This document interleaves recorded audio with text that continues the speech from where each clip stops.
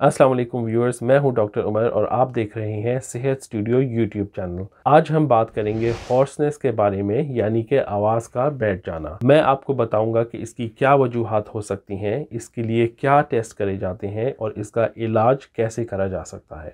तो हॉर्सनेस क्या होती है? हॉर्सनेस का मतलब है कि आवाज़ के अंदर कोई गैर मामूली सी तब्दीली आना, जैसे कि आवाज़ का बैठ जाना या कमज़ोर हो जाना या फिर आवाज़ का भारी हो जाना। कुछ लोगों में आवाज़ के अंदर एक ब्रीदी क्वालिटी पैदा हो जाती है, यानी कि बोलने के वक्त आवाज़ के अंदर सांस अंदर और बाहर लेने की आवाज़ ज़्यादा नुमायाँ हो जाती है।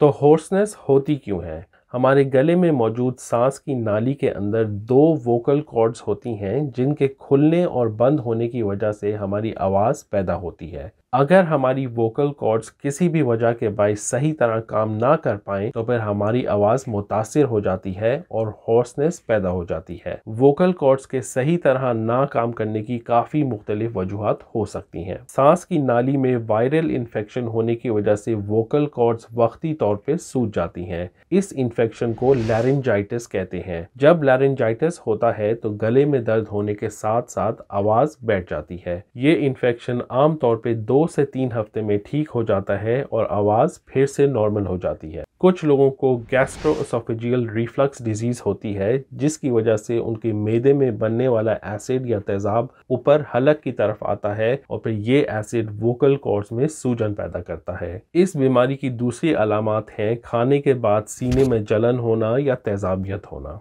जो लोग अपनी आवाज़ का ज़्यादा इस्तेमाल करते हैं या बहुत ऊंची आवाज़ में बोलते हैं, उनकी वोकल कॉर्ड्स थिक हो जाती हैं और वोकल कॉर्ड्स में नोड्यूल्स बन जाते हैं। इनको सिंगर्स नोड्यूल्स कहा जाता है, क्योंकि ये प्रॉब्लम जो लोग सिंगिंग करते हैं उनमें ज़्यादा आम होती है। सिंगर्स के अलावा ये टीचर्स, लेक्चरर्स और एक्टर्स में भी ज़्यादा आम होती है, क्योंकि इन सब प्रोफेशंस में आवाज़ का ज़्यादा इस्तेमाल होता है और ऊंची आवाज़ में बोलना पड़ता है। वोकल कॉर्ड्स में ट्यूमर या कैंसर होने की वजह से भी हॉर्सनेस हो सकती है। जो लोग स्मोकिंग करते हैं उनमें कैंसर के चांसेस ज़्यादा हाई होते हैं। अगर कोई ट्यूमर हो या कैंसर हो तो आम तौर पे आवाज़ वक्त के साथ साथ मज़ीद बिगड़ती चली जाती है। स्मोकिंग की वजह से भी वोकल कॉर्ड्स में नोड्यूल्स पैदा हो सकते हैं। जो नर्व्स हमारी वोकल कॉर्ड्स के खुलने और बंद होने को कंट्रोल करती हैं, उनके डैमेज होने की वजह से भी हॉर्सनेस पैदा हो सकती है। ये नर्व्स किसी न्यूरोलॉजिकल कंडीशन की वजह से डैमेज हो सकती हैं, जैसे कि स्ट्रोक या Parkinson's disease. Vocal cords directly भी किसी मेडिकल प्रोसीजर के दौरान डैमेज हो सकती हैं। जब कोई ऑपरेशन किया जाता है तो सांस की नाली में ब्रीदिंग ट्यूब्स डाली जाती हैं, जो वोकल कॉर्ड्स को डैमेज कर सकती हैं। इसलिए अक्सर सर्जरी के बाद कुछ अरसे के लिए मरीज की आवाज़ में एक भारीपन रहता है। हाइपोथायरॉयडिज्म की वजह से भी हॉर्सनेस हो सकती है। इसकी वजह यह है कि थायराइड ग्लैंड हमारे गले में होती है और अगर इस ग्लैंड का साइज किसी भी वजह से बढ़ जाए तो ये वोकल कॉर्ड्स पे प्रेशर डालती है।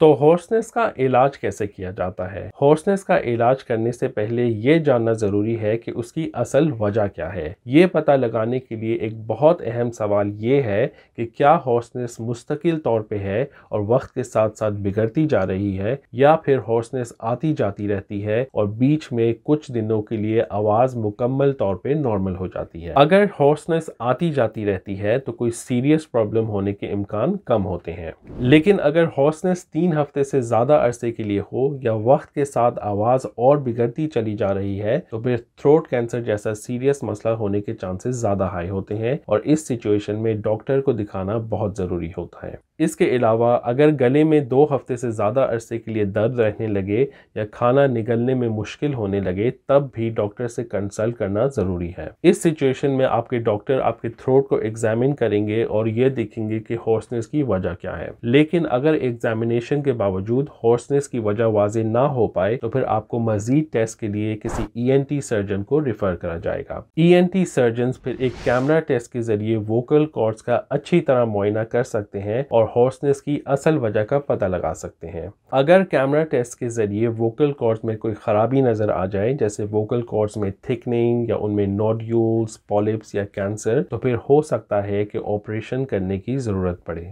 लेकिन ज्यादातर केसेस में कैमरा टेस्ट में में कोई परेशान कुन चेंजेस नज़र नहीं आते, और अगर ऐसा हो तो फिर हॉर्सनेस का इलाज सेल्फ हेल्प मेजर्स और स्पीच थेरेपी के जरिए किया जा सकता है। तो क्या ऐसे सेल्फ हेल्प मेजर्स हैं जिनको फॉलो करने से हॉर्सनेस में बेहतरी आती है? पहले तो ये ज़रूरी है कि आप कुछ दिनों के लिए कम से कम बोलें और अपनी वोकल कॉर्ड्स को रेस्ट दें ताकि उनमें मौजूद जो भी सूजन है वो कम हो जाए। इसके साथ साथ ज़्यादा पानी पिएं, स्मोकिंग और अल्कोहल को अवॉइड करें, और अगर आपको एसिड रिफ्लक्स का प्रॉब्लम है तो एंट एसिड्स का इस्तेमाल करें। इन सेल्फ हेल्प मेजर्स के अलावा स्पीच थेरेपी भी हॉर्सनेस के इलाज में मददगार होती है। स्पीच थेरेपी के दौरान एक प्रोफेशनली ट्रेंड स्पीच थेरेपिस्ट की दी हुई एडवाइस और वोकल एक्सरसाइजेस के जरिए वक्त के साथ साथ आवाज़ में बेहतरी लाई जा सकती है। अगर आपको ये वीडियो पसंद आई है तो इसको लाइक करें और सेहत स्टूडियो चैनल को सब्सक्राइब करें ताकि आपको मेरी हर आने वाली वीडियो का पता चलता रहे।